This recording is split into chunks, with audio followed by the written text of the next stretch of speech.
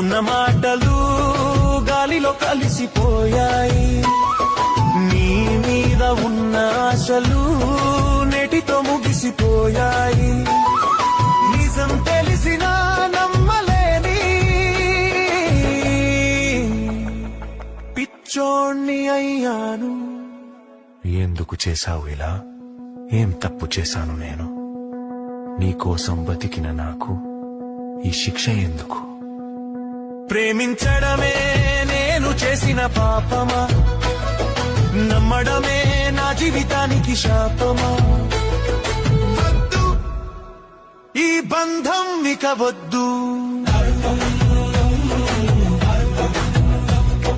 వెళ్ళిపో, ఇక వెళ్ళిపో, మళ్ళీ తిరిగి రాకులే.